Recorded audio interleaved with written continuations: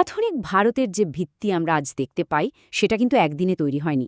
জানেন, এর পেছনে আছে প্রায় ১৭৪ বছরের একটা লম্বা আইনি জার্নি। আজ আমরা AIMWBCS ক্লাসেসের দেওয়া তথ্যের ওপর ভিত্তি করে সেই সফরের কথাই আলোচনা করব, যা ধাপে ধাপে ভারতের শাসন কাঠামোকে একেবারে বদলে দিয়েছিল। এই পুরো জার্নিটাকে আমরা বোঝার সুবিধার জন্য দুটো বড় ভাগে ভাগ করতে পারি। প্রথম পর্বে ব্রিটিশ পার্লামেন্ট চেষ্টা করছে ইস্ট ইন্ডিয়া কোম্পানির মতো একটা বিশাল বাণিজ্যিক সংস্থাকে নিজেদের কন্ট্রোলে আনার, আর দ্বিতীয় পর্বে ক্ষমতা সরাসরি ব্রিটিশ রাজ বা ক্রাউনের হাতে চলে যাচ্ছে, যা ধীরে ধীরে ভারতকে স্বাধীনতার দিকে এগিয়ে নিয়ে যাবে। তাহলে চলুন প্রথমে দেখে নিই প্রথম পর্বটা। এই পর্বে আমরা দেখব কিভাবে ব্রিটিশ পার্লামেন্ট একটা অসম্ভব শক্তিশালী আর লাভজনক কোম্পানিকে নিজেদের শাসনের আওতায় আনতে শুরু করে। এই কন্ট্রোলটা আনার জন্য প্রথম বড় স্টেপ ছিল ১৭৭৩ সালের রেগুলেটিং অ্যাক্ট। ভাবুন, তিনটে মেন পিলার ছিল এর। এক, প্রশাসনিক ক্ষমতাকে এক জায়গায় আনার জন্য গভর্নর জেনারেলের পোস্ট তৈরি করা হলো। দুই, একটা নতুন বিচার ব্যবস্থা শুরু করার জন্য কলকাতায় সুপ্রিম কোর্ট বসানো হলো। আর তিন, কোম্পানির কর্মচারীদের প্রাইভেট ব্যবসা বন্ধ করে দুর্নীতির ওপর একটা বড় আঘাত হানা হলো। কিন্তু জানেনই তো, প্রথম চেষ্টাতেই তো আর সব কিছু পারফেক্ট হয় না। এই অ্যাক্টেও বেশ কিছু ফাঁকফোকর থেকে গেছিল, তাই আরও একটা ভালো সিস্টেমের দরকার পড়ল। আর এই ভাগগুলো ভরার জন্যই এলো ১৭৮৪ সালের পিটস ইন্ডিয়া অ্যাক্ট। ব্যাপারটা বেশ মজার। একটা ডাবল গভর্নমেন্ট বা বলে যেতে পারে দ্বৈত শাসন ব্যবস্থা তৈরি করা হলো। এর মানে হলো ব্রিটিশ সরকার ভারতের সমস্ত রাজনৈতিক ব্যাপারগুলো দেখবে, আর ইস্ট ইন্ডিয়া কোম্পানি শুধু ব্যবসা বাণিজ্য সামলাবে। মানে কাজ ভাগ করে নেওয়া হলো। এরপর এলো আরও দুটো খুব ইম্পর্ট্যান্ট আইন, যেটা কোম্পানির ক্যারেক্টারটাই বদলে দিল। ১৮১৩ সালের চার্টার অ্যাক্ট কোম্পানির একচেটিয়া ব্যবসায় প্রথম একটা ধাক্কা দিল, যদিও চা আর চীনের সাথে ব্যবসাটা তাদের হাতেই থাকল। কিন্তু ঠিক ২০ বছর পর ১৮৩৩ সালের চার্টার অ্যাক্ট এসে কোম্পানির সব রকম বাণিজ্যিক অধিকার পুরোপুরি কেড়ে নিল। কোম্পানি তখন হয়ে গেল শুধুমাত্র একটা প্রশাসনিক সংস্থা। এই যে অ্যাডমিনিস্ট্রেটিভ চেঞ্জগুলো হচ্ছিল, তারই মধ্যে ১৮৫৩ সালে চার্টার অ্যাক্ট একটা দারুণ কাজ করল।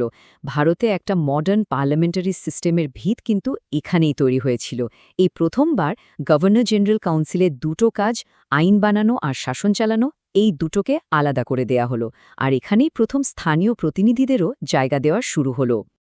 এরপর এলো ১৮৫৭ মহাবিদ্রোহ, আর ভারতের ইতিহাসে সবকিছু যেন ওলটপালট হয়ে গেল। এবার খেলার নিয়মই বদলে গেল।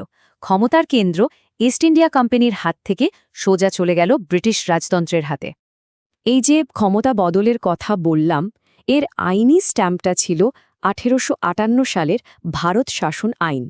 এই আইনটা এসে পিটস ইন্ডিয়া অ্যাক্টের সেই ডাবল গভর্নমেন্ট সিস্টেমটা বাতিল করে দিল।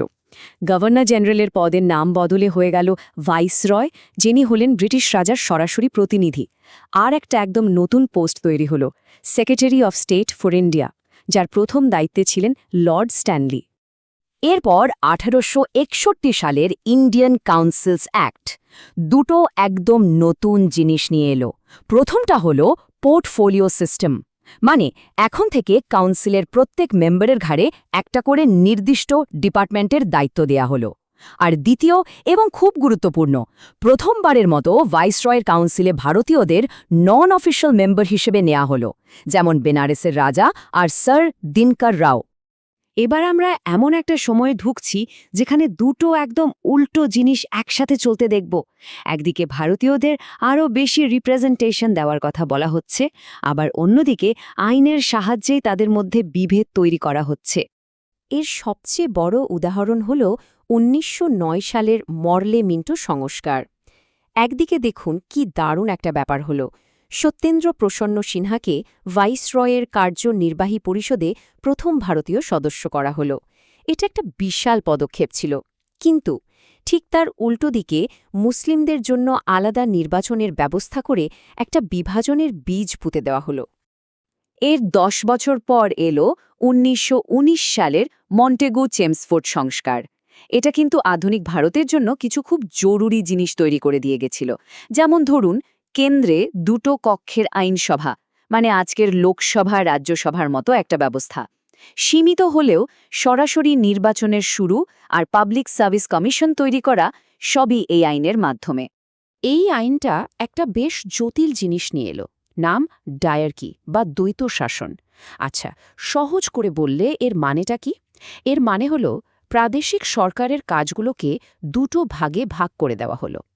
একটা হলো রিজার্ভড বা সংরক্ষিত, আর অন্যটা হলো ট্রান্সফার্ড বা হস্তান্তরিত। এই ছবিটা দেখলে ব্যাপারটা একদম পরিষ্কার হয়ে যাবে। দেখুন, টাকা পয়সা, পুলিশ, জমির খাজনা, এই সব গুরুত্বপূর্ণ বিষয়গুলো ব্রিটিশ গভর্নররা নিজেদের হাতে মানে রিজার্ভড লিস্টে রেখে দিল।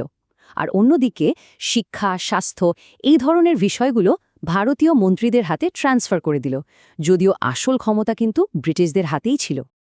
আমরা এবার একদম শেষ পর্বে চলে এসেছি।